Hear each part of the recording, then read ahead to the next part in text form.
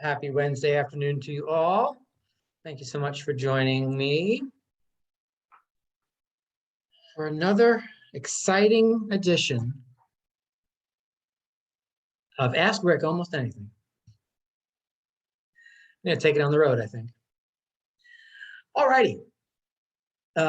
So you know what? This is your time. So for the next 59 minutes, whatever questions you might have that would be helpful to you, I'm happy to answer. Anybody have anything pressing and pertinent they want to make sure that they cover and go first? You can unmute. I'll call on you if you unmute, or you can pop it in the chat, whichever works. Tony. Okay, I figured I'd just get this out of the way. Last time we were here, I asked how you did it. And you gave me some good information and burn the boats behind you and all that kind of stuff. And that was great. And part of the reason why I didn't come back and ask for more information was it was hard enough for me to ask the question. But the advice that you gave me was not to think so much about asking questions. And that's why I'm speaking right up this time. So if you have a bad day today, at least you can say that somebody listens to you. I'll take it. So I'm coming back for more. And that was a very strategic answer that you gave, and I get it. And you know, the bottom line is I got a kid I got to put through Syracuse University. I'm playing catch up with my retirement. I'm 60 years old. I'm going to be working for another 10 years at least. And I'm thrilled to be here. I'm thrilled to be here. I feel like I finally found the place for me. What I want to know more about, what I'd really appreciate knowing more about, is some of the tactics of your first year. What were some of the tactics that you did? What did you do that worked? What did you do that didn't work? What do you wish you did more of? You know, my thing is, you know, this has been an interesting journey since I've started here. I came on board because I've been following Gary Keller for a while. There's sort of a way that things are done, and I like them. And the good news is I've been embracing some great stuff. And what I've also learned that's been humbling is I picked up some bad habits, and I'm dropping them.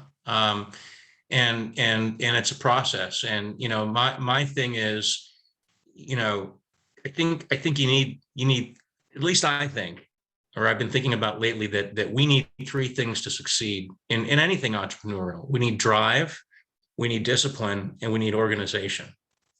And I've got the drive and I've got the discipline.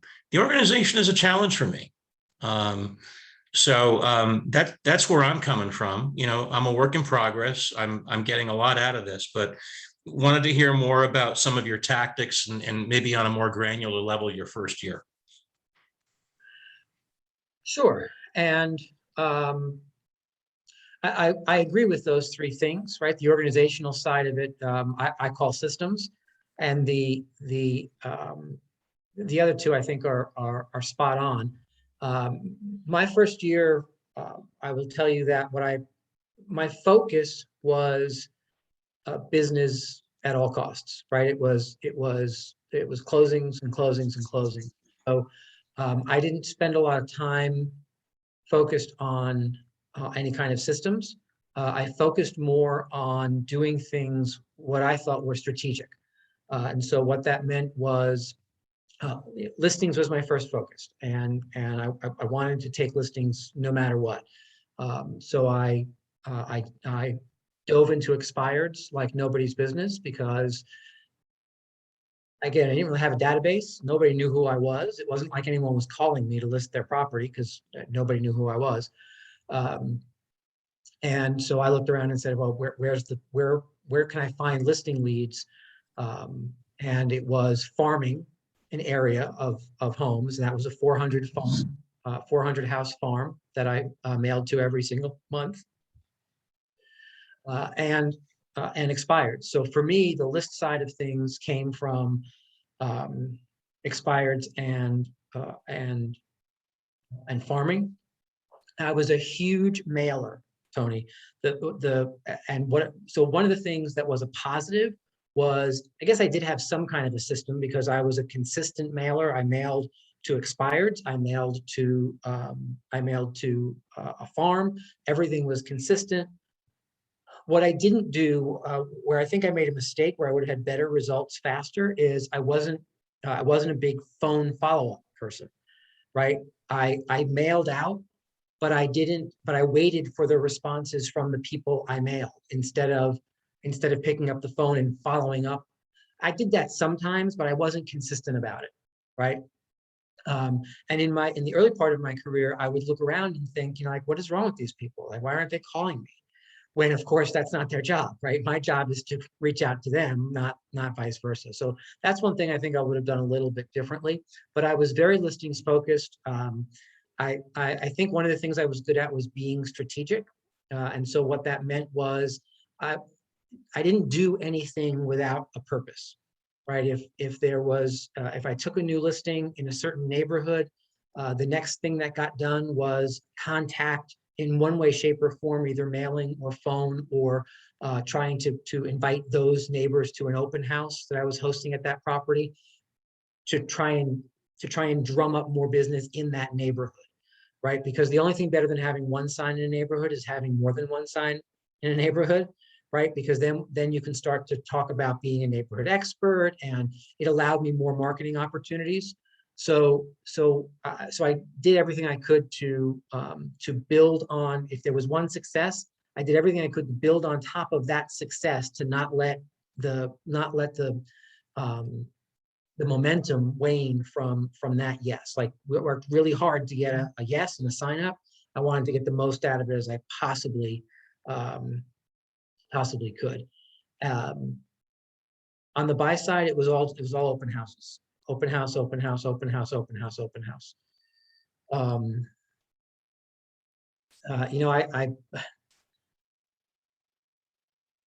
know you said granular, so I'm trying to give you granular, but the answers ultimately they're not much different, right? I mean, real estate is real estate is real estate. I just happened to choose expireds, open houses, and a farm to create business opportunities. I will tell you that, and you may have heard this from me before, that in my first 12 months in the business, listings for me were listing appointments were obtained the way I just said, by expireds and a farm. Listings were won more from doing it on the cheap than doing it at a high level. And so what I mean by that is I very much decided that it was listings at all costs. And even if that meant reducing my commission, which I did. So I became a reduced commission guy to get as many signs up as I possibly could in that first 12 months. And then month 13, somebody asked me to do the math on what I left on the table by doing that. And I did it, and it was a lot of money, and I never looked back. And I went from being a 4.5% lister to a 6% lister, and didn't stop in between, right? Because somebody asked me a very simple question about how much did you leave on the table if you just multiply your volume by a full percentage point, and it was too much to ignore. Does that help? Very helpful, Rick. I really appreciate it. Yeah, no, it's not easy, but it's relatively simple. So, and I suffer from the same, I'm good at setting out the notes, but my follow-up could be a little better. So I can never hear that too often. So, Yeah. The other thing I think, Tony, that I did well is I never really cared what other people thought. And I think that there's definitely a positive in all of that, in that, I had people in my ear talking to me about things I should or should not do, that, I just kind of judged it and said, yeah, you know what, I appreciate that sounds like the way you've done it for a long, long time, and I'm not interested in doing it the way you've done it for a long, long time. I'm interested in doing it better. And I think the other thing that I would say, to answer your question, is from day one, I have always wanted to do more in less time, right? It's how can I achieve at a higher level and not have to work quite as hard? And that has put me on this quest of finding efficiencies and strategically finding efficiencies in business, that I know helped me move faster through that first 12 months or even into the first 2 years, than perhaps some of my contemporaries. And the last thing I'll say is, be fearless. There are a lot of people who do more real estate than you do right now. Who cares? It doesn't matter, right? You do you. Be the best version of you that you can be, and when you keep being the best version of you that you can be, and keep showing up that way, all of a sudden the results show up. Actually, and I think I've heard it here. I've heard it before. Is the I'll tell you something. I've been doing this lately because all of a sudden I'm busy. That's the good news. And busyness can create stress, nice stress, because it all happens at once. And a question that I've been asking myself that's been getting me through the day, and I've actually been preaching it to other people, is in any given moment, especially if I'm feeling stressed, I'll ask myself, am I being the best version of myself in this moment? Give it a whirl. Yeah. Thanks a lot. You're welcome. Who else? Mara.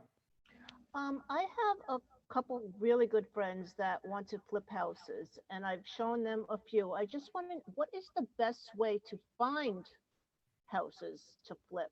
I mean, I search the MLS all the time, in good because they want them in good areas, and I have a couple investor people that send me stuff, but I want to know if there's a better way on finding houses like that.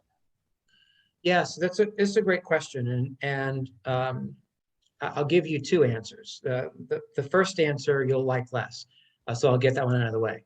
The first answer is, every investor wants the most dilapidated house for the least amount of money in the best area, so they can spend as little as possible to flip it for as much as possible in a short period of time, right? That who doesn't want that?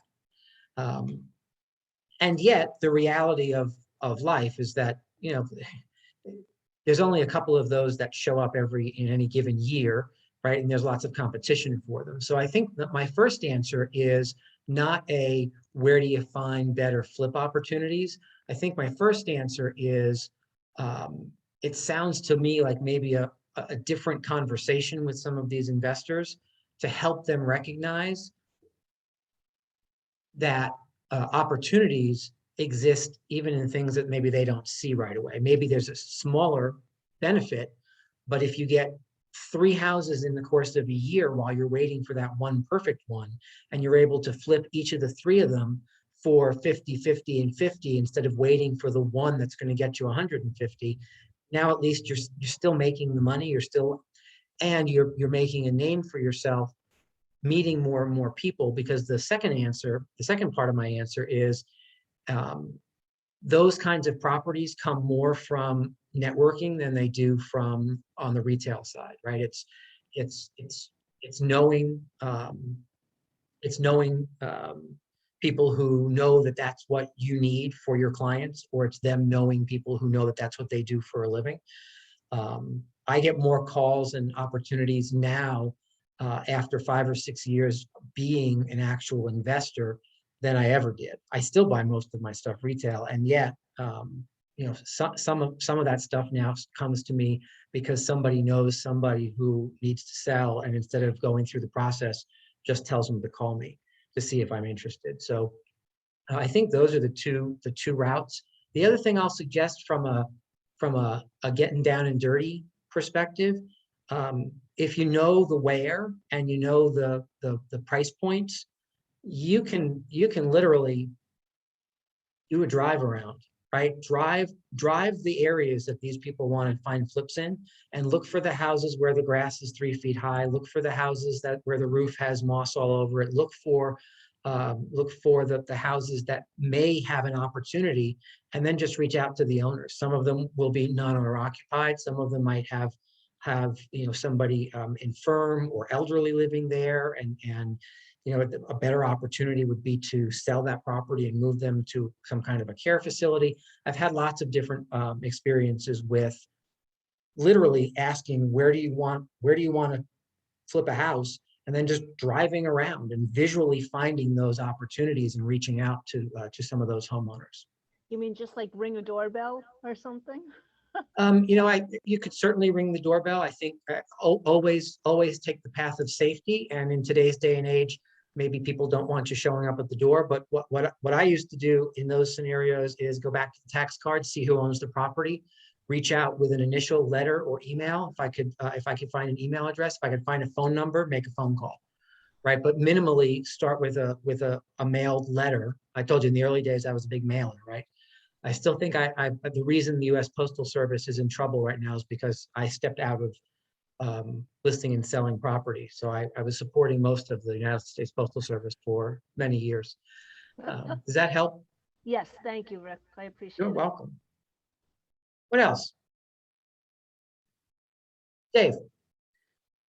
Hey, Rick, as a new agent, obviously there's a ton of stuff that's being thrown, which I've been enjoying learning about. But what are some of the things in terms of lead generation that you guys see are working the best that maybe not a lot of people have really explored, and vice versa? What are some of the things that seem to be a typical tactic that you guys are seeing trending to be not working in this environment? Yeah, so great question, and I think that my answer to it, and for those of you who are active lead generators on the call, please feel free to contribute. My answer to it is it entirely depends, because I look around on this call and instantaneously I see people who have different focal points. They get their business from different places. I see people who really work their database and get a ton of business from database. I see people who call expireds and get tons of business from expireds. I see people who operate in the world of social media, and most of their business comes to them through social media outreach and follow-up. I see people who are master networkers, right, who get most of their business by creating and nurturing those networks, both on and offline.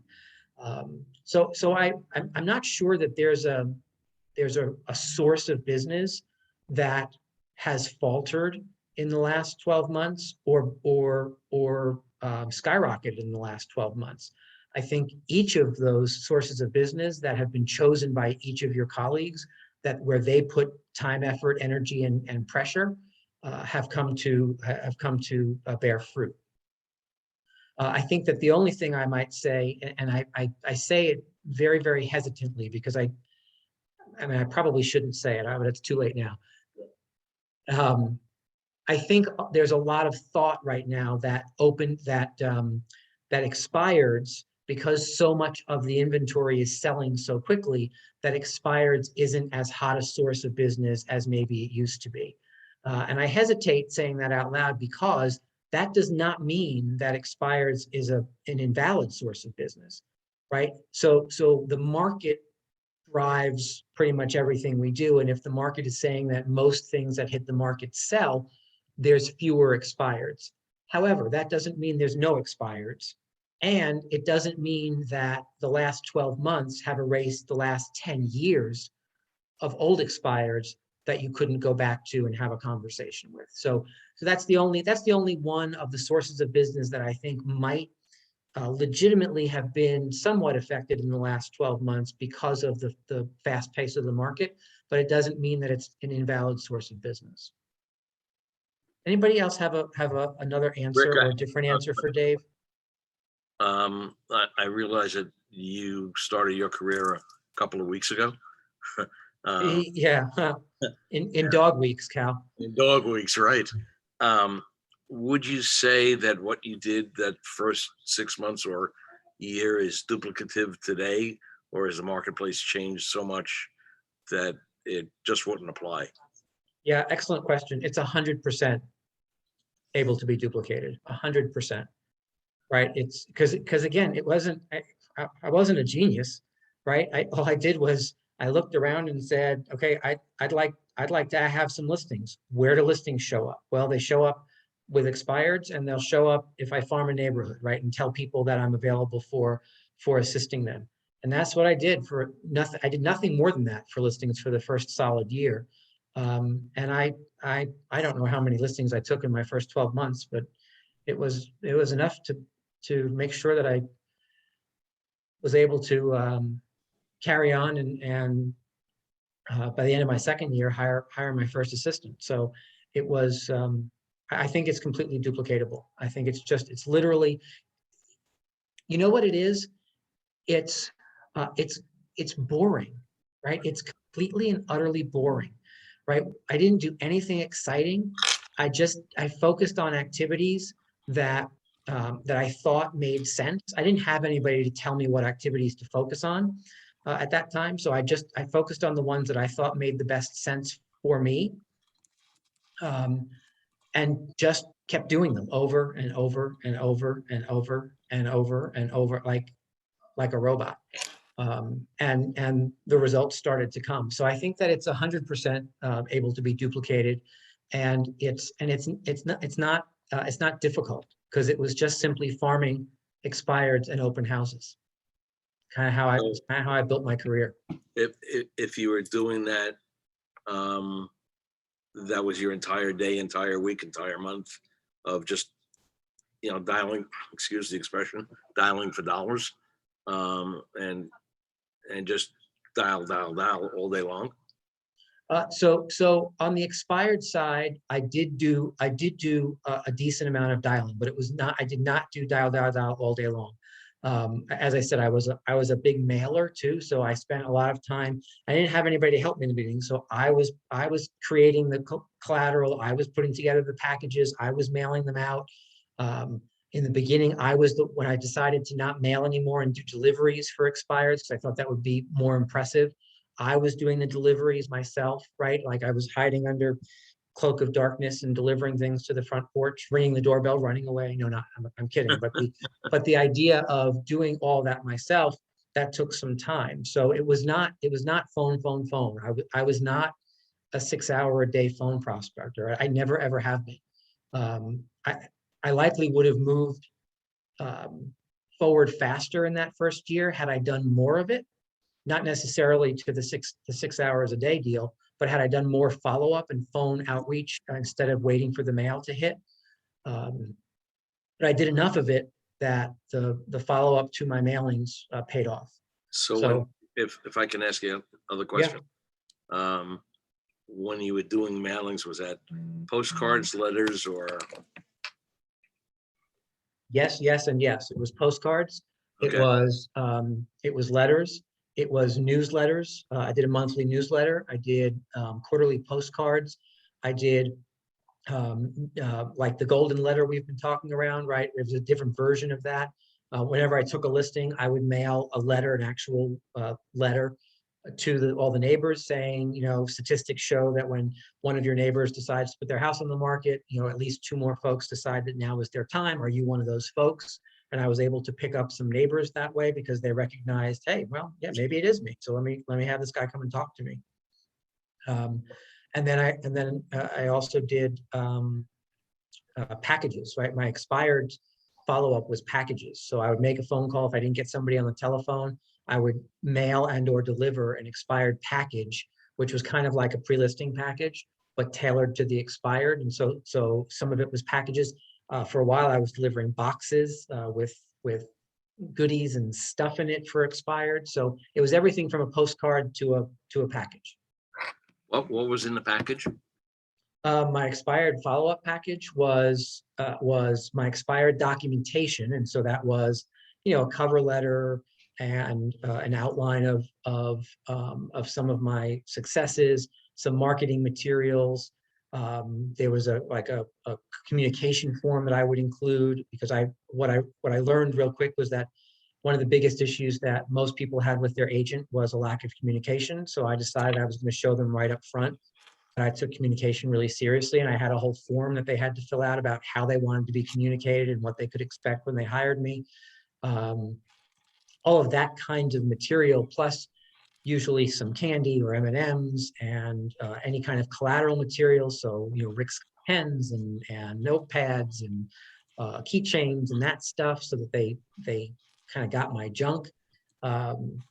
And then typically with expired packages, I would do some version of something clever, right? I thought. And so some of the boxes, all that collateral material was at the bottom of a whole pile of hay, and the letter on top said something to the effect of, just finding the right real estate agent to get your home sold, feel like finding a needle in a haystack. So then they had to actually go through the haystack to find me at the bottom. So I was the needle, right? Those kinds of things.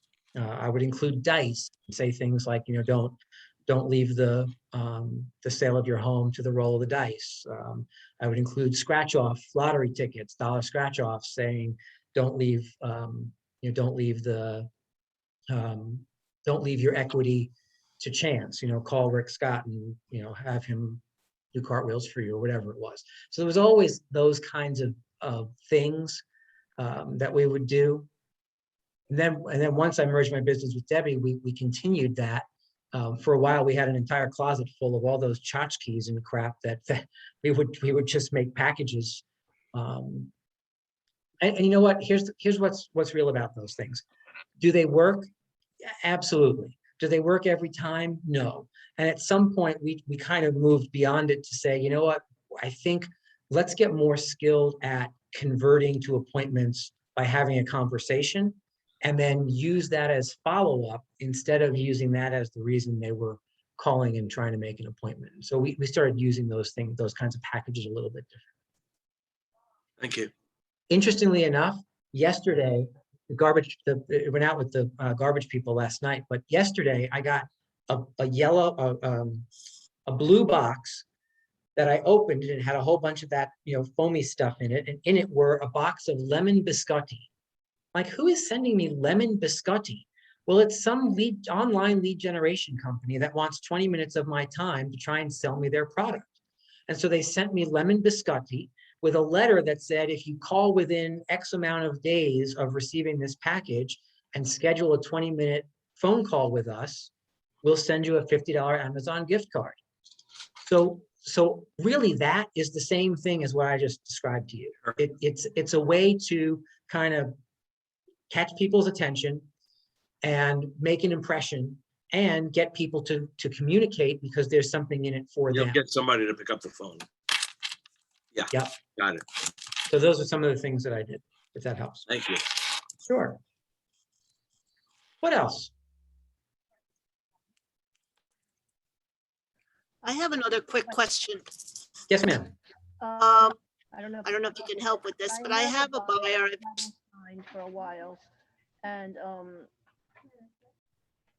she all of a sudden now is saying that she wants to wait until the next school year.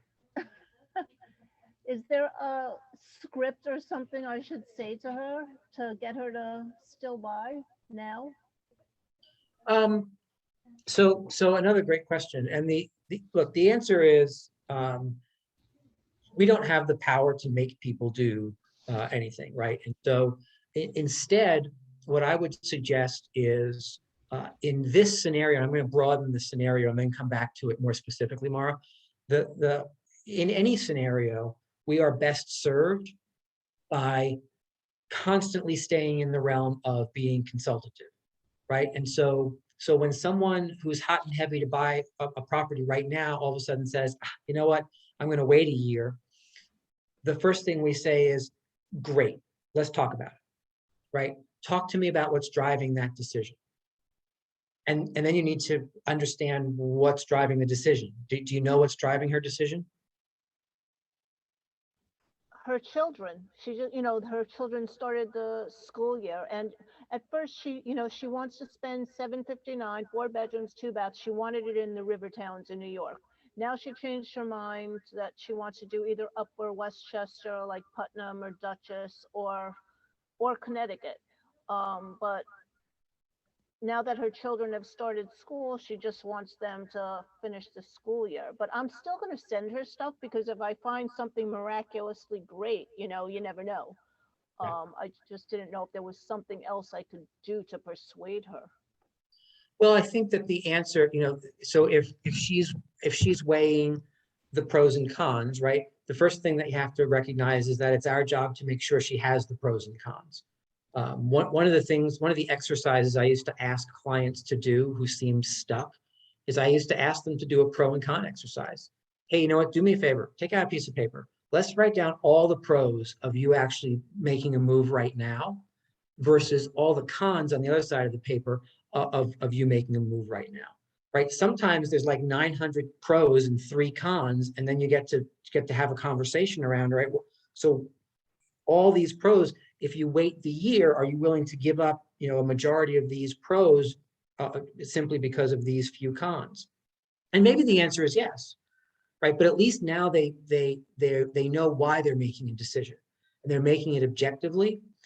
Most people come to the table making decisions subjectively.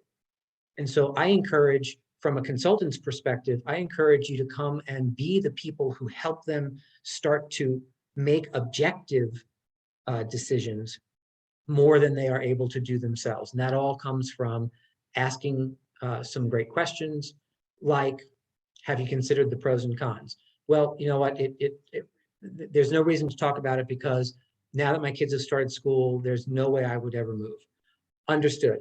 And so let's just to make sure that that's the case, let's still make a list of pros about what moving now looks like, right? Maybe it's low interest rates. Maybe it's something else. What are the pros for moving now? And let's start talking about what happens in the future. If you have decided not to move until the next school year, it sounds to me like we need to be in action, like come April, not waiting until school is done. We need to be in action in April so that your closing happens just after school, so that the kids can then get reacclimated to a new place a month or two before the new school starts.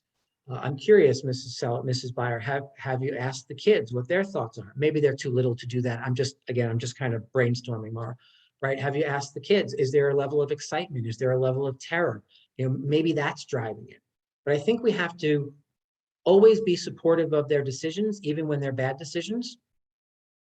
And when I mean bad decisions, what feel to us like bad decisions. I don't mean bad decisions because we don't get paid. I mean, what feels like, are you sure? Right? I struggle with you making that decision. Being supportive because it is their life and their decision, and yet challenging them to think through things at maybe a different level than they have by continuing to ask them questions about the decision they're making. But you always have to be cautious to be supportive of the decision and recognize that they get to make it. Does that help in any way? Yes, very much. Thank you. I'm going to do the pros and cons. I'm going to give her a call and speak to her about that.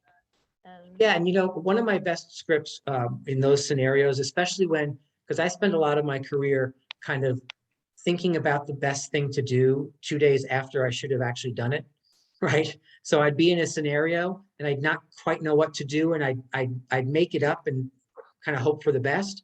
And then that night or the next morning or 2 days later, I'd be like, oh, you know what I should have done? And so in those scenarios, my script was always, hey, Mara, I just wanted to make a quick phone call and follow up. I have not been able to get you out of my head. Like our last conversation was 3 days ago, and I've just been thinking about you like almost nonstop. And here's why. I'm thinking about your scenario, and I wondered if it would make sense for us to do a little exercise on your move and kind of write down pros and cons so that you're certain about all of your options and you're making a decision that you can really get behind. And the reason I asked that question is because I would hate for you to make this decision without us going through that exercise, only for it to come back to bite you next March or April and have you look backwards and say, you know what, I wish I would have thought of X, Y, and Z last September, right? So you get to go back and say, you've just been in my head, and people are really appreciative of that. yeah, she's very easy to talk to, so I'm just going to do that. That's a great idea. I appreciate it. No worries. What else? Anybody It else? works. Thanks, Rick. Mm-hmm. Yes, good luck with it. And while you're coming up with another question, remember that in some people's lives, right now isn't the best path forward for them. right? That's just as real as it is the best path forward. Certainly for each of us, it feels like the best path forward is for them to do something right now, but that doesn't always match their reality.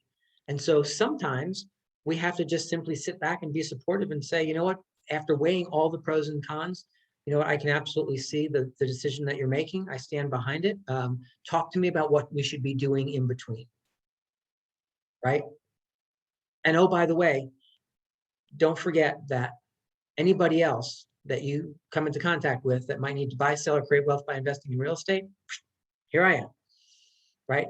So support it, make a plan to get you through to the next time they're active, and then ask for referrals. What else?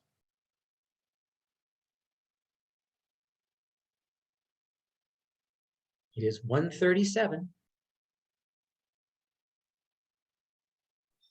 Hey, Rick. Hey, Frank. First of all, in sort of in sequence to what Mara was asking about before with the flip, I saw an interesting one of the sessions from Mega Camp last night, Diamonds in the Rough. It's more about buying for investment, but I don't know, Mara, if you have access to Mega Camp still and you want to watch that, may give you some good ideas. I found that one interesting. Yeah, great idea, Frank. Thank you for that. Okay. And my question was more about for sale by owners. So spoke to someone who has their house for sale, you know, has a sign out in the yard. I spoke to him. He actually didn't allow me to do your quick 5-minute conversation, you know, 3 questions. He was actually very talkative, very friendly. My question though is, what do you do afterwards? Is there a place where we could where we put this information for other agents to know about, that there's a for sale by owner, and thereby possibly contact them? Now, he didn't agree to pay a buyer's commission. He just said, oh, that would cost me like 2.5%, 3%. And I said, well, I'd be happy to talk to you in person about it. Can I come see your house? And he was like, no, I'm not ready to do that yet. But is there a place where we list, so to speak, list for sale by owners, so that possibly other agents can start contacting, hey, Mr. Fisby, I do have a buyer for you? I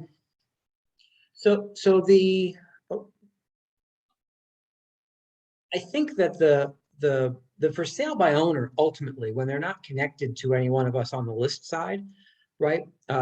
What I would say is it's really more the for sale by owner's responsibility to make sure that they are visible, right? And so I'm not sure that.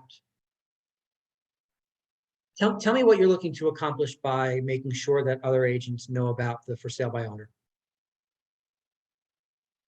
Because I'm not 100% sure I understand the question. Yeah, well, being that I don't have any buyers, but maybe someone else does, and he starts getting contacted by other KW agents who possibly have, you know, maybe he will be interested in, you know, paying a commission and entertaining. I don't know how much traffic he's getting with the house in the corner in Norwalk, you know, and a sign out on his lawn. Got it. And so I think the answer is it depends on what you're attempting to accomplish, right? And so if you're attempting to accomplish creating an opportunity to list the property if and when it doesn't sell, I think that the path is the path that I outlined at Ignite. It's literally every Monday morning you're checking in as a support system for that particular person, just to see what the traffic's been. You know, is the house sold? What's your traffic? Is there anything I can do to help? If the goal is to kind of find inventory for our colleagues to make sure that they know those things exist, you could certainly put a blast out or put that into the what's that email address that we have? newkwlistings@gmail.com, with an outline that says, you know, please note this is a for sale by owner only. Like it's not a listed listed property. But again, I think from that side, we have to be a little cautious that we're not doing too much pro bono work, right? Because we remember, we get paid for expertise and exposure.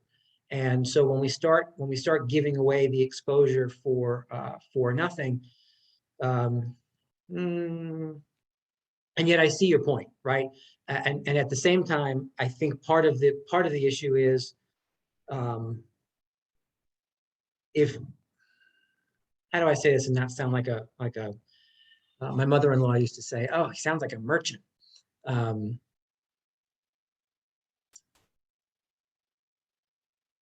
I think the answer lies in what I've already said, right? The path to a potential listing possibility is follow up every single Monday with that potential, and the path towards making somebody's unlisted inventory known to your colleagues could be popping it in with a big note saying this is a for sale by owner, in case anybody needs to know about it. Put that into that email address, and then Marty will deliver it to everybody. Make Thank you. sense? You're welcome. Yes, thanks. What else?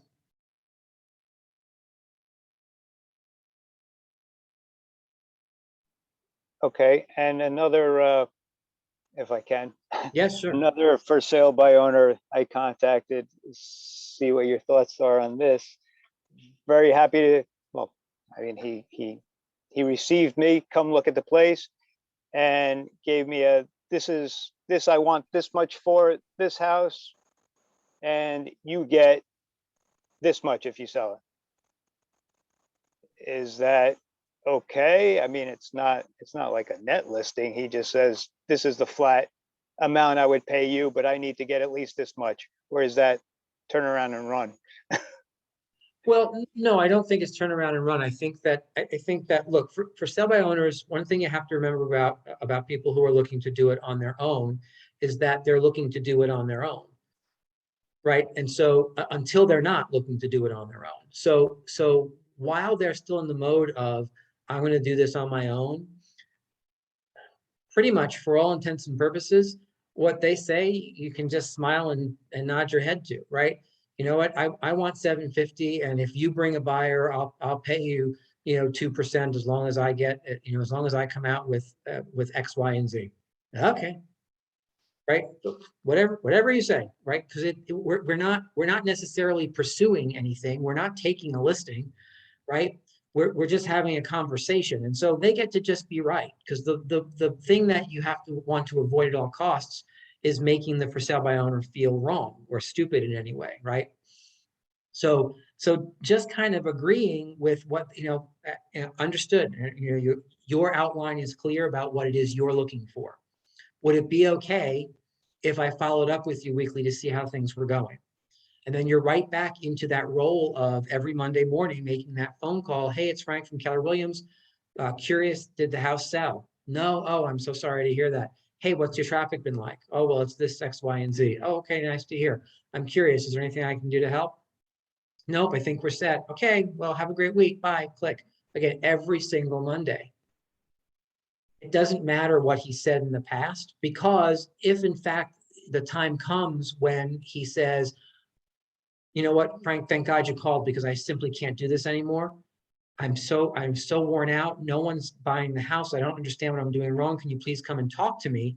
Well, then you get to go and have your seller consultation on your terms and outline exactly how everything works, regardless of what the for sale by owner thinks they want or how it all works, right? Everyone can think what they choose. Once you then have an opportunity to work through your seller side, that's when you get to impart that information. That's when you get to educate that person through, and then that person will ask questions or challenge some of what you're saying or not. Does that make sense? Yes, thank you. You're welcome. Remember, until it's your listing, like it's just a relationship that you're fostering. That's all. I can't think of now, if a for sale by owner said to me something like, well, just for you to know, Frank, I'm going to tell you a little secret that there's a big hole in the back of the roof, but I'm not telling anybody else. Right.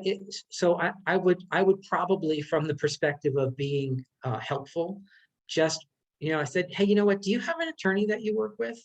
Because you may just want to talk with them about your duties to disclose versus not. Again, don't give them legal advice, but guide them towards maybe having a conversation with somebody.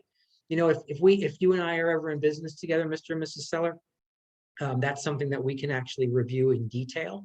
But until then, I may just to be on the safe side, just check with your attorney about any of your disclosure requirements.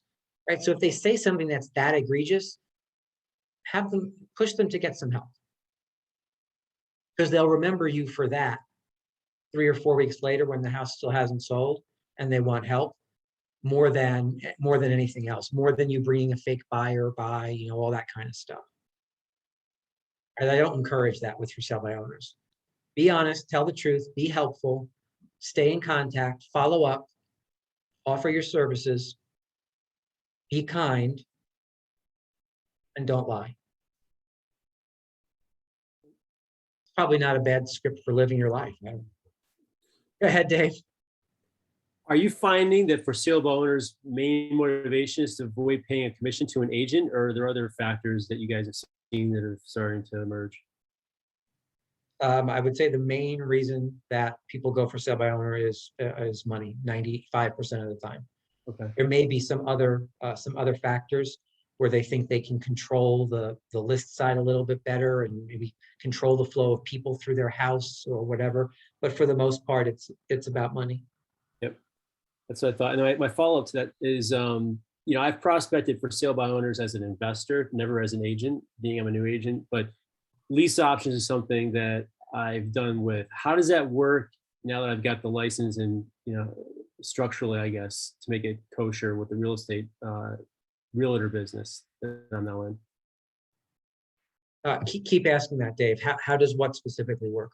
Doing a lease option, because a lease option, as you know, is a case where they're not necessarily purchasing the house yet. So would a realtor commission be therefore treated more like a rental until they transact, or is it even possible to do a lease option type transaction as a licensed agent? Got it. So yes, it's. Do you mean being the facilitator of such, or the Exactly. buyer or seller? The facilitator, going to Okay. a seller that's selling for sale by owner and convincing them to rent out their house on a lease option to a prospective tenant buyer. Yeah. So ultimately, that's just a different version of how we get paid, right? And I will tell you, lease options in the world of residential real estate, for all intents and purposes, it's probably a question I get asked once a week or so. Like, how do you structure? What's the rules around lease to purchase? And the answer is there's as many different rules as there are buyers and sellers and potential leasers, right? Because every scenario tends to be different.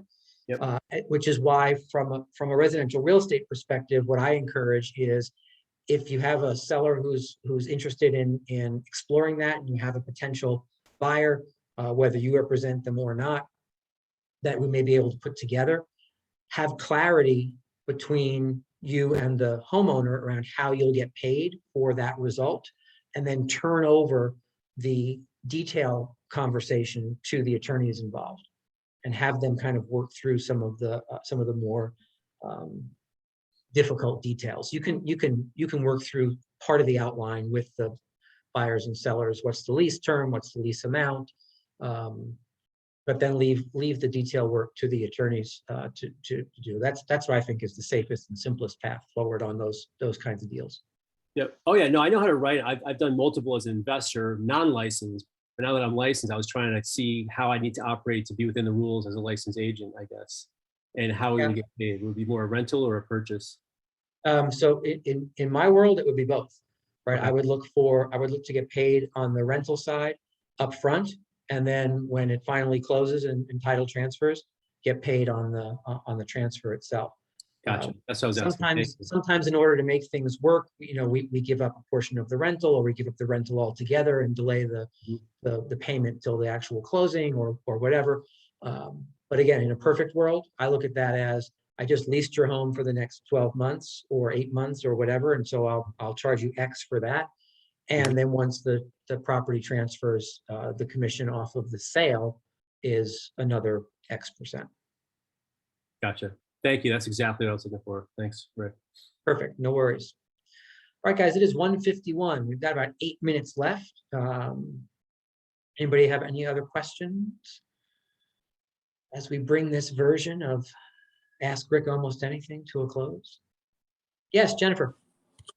Yeah, Rick, it probably doesn't pertain, but I need to know the insurance company that we're supposed to recommend people to. I sent you that email about 3 hours ago. You did?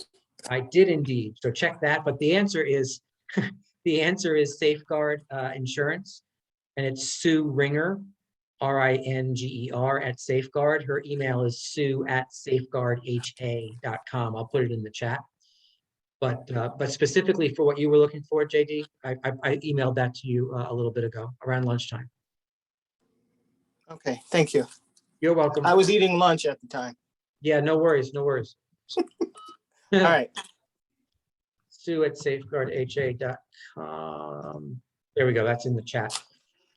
And for those of you who don't know, there's a golden letter that goes along with that. And Jen, what I sent to you was people typically copy me when they do that.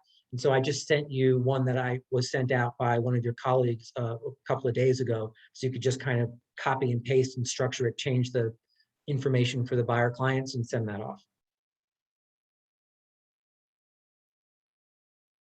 I think we lost Jen. Okay, she's back to eating her lunch. Any other questions? Yes, Debbie. Hi. Hey. So how are you? So I have a question, and I know probably it might be the attorneys involved in it. I had a sale of a client who bought through the HDF. I think there was 2 loans, HDF with the Housing Development Fund and another loan through the city of Stamford.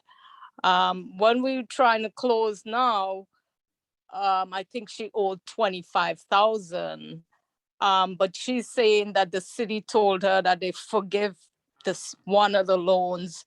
So we kind of at the crossroad now with which loan is forgiven, and and she's constantly calling the city. So is that an attorney has to handle all that at closing, or how would that work?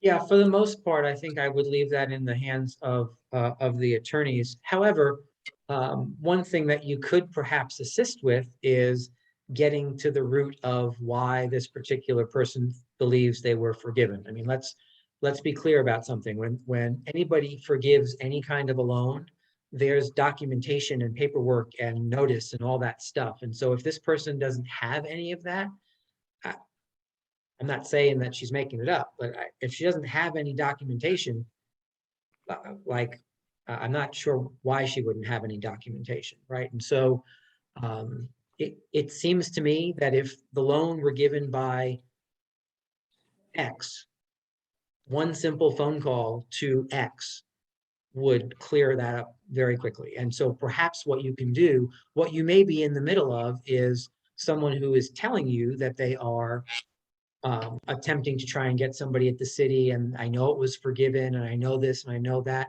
who knows full well it wasn't. I don't mean to be pessimistic. I just speak from, a couple of decades of experience where people try and get the answers that they want to get, not the answers that are actually reality, right? And so what I might do is tell her, look, let's you and I together on the phone at the same exact time, call the person at the city that's in charge of these loans, and I can help you ask the right questions. Right. Because again, if a loan was forgiven, that should be very, very simple to either prove because she has documentation or get the documentation from the forgiver. It shouldn't be this difficult. It shouldn't be a days or weeks long event. It should be a single phone call one afternoon where someone can say yes or no, and then she has to decide how she's moving forward. So I would just offer to do it with her. If she says, no, no, no, that's okay, I would kind of insist on it. And if she still pushes back on it, I think you have more of an answer than Right. not, right? Because She I doesn't, just don't want her to feel that I'm not trying to help, but I'm getting all this email and text saying, so, okay, calling and is a good, calling with her. yeah, indeed. And here's one last thing I'll say about that, because Debbie said something at the end there that I want to make sure we address. So I want to make sure she doesn't feel like I'm not trying to help. Mhm. Remember that being helpful only goes so far, right? There's only so much that we can do. And sometimes being helpful is educating the client to say, okay, here's what you need to do to make this work. You're the only one who can do that. I'm happy to sit next to you and do it with you if you're confused by it. I'm happy to give you an outline of what you need to do to get this result, right? But there are certain things, let's face it, you can't talk to somebody's bank except if you have some kind of authorization to do so, and you don't have that in this scenario, right? Right. So No. there's certain things that we just can't do for people, but what we can do is empower them with support and education to do it on their own. Right. Yeah.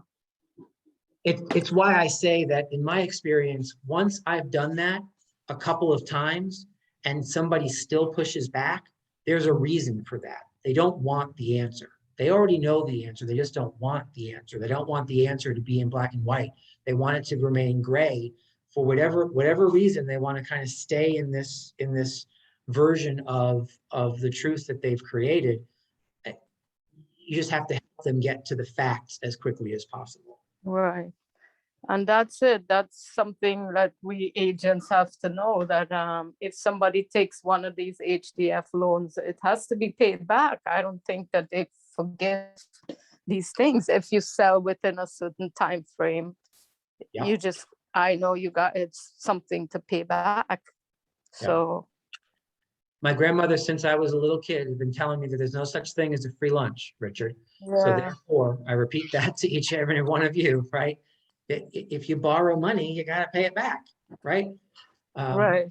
It's why when we were in the middle of the whole PPP thing last year, remember the PPP mania from last year? If you remember, I said over and over and over again to each of you, look, this is probably the one and only time in your entire lifetime that someone is offering you funds that don't have to be repaid. It's the only time that happens, right? Is in a once in every 100-year pandemic where the government's trying to stimulate, growth.